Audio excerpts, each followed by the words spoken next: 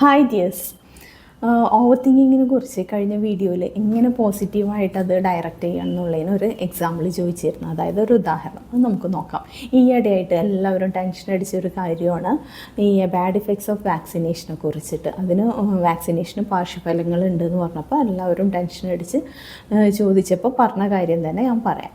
അത് ടെൻഷൻ അടിച്ചിട്ട് കാര്യമില്ലല്ലോ, അത് കൂടുതൽ വഷളാവുകയോ ചെയ്യും.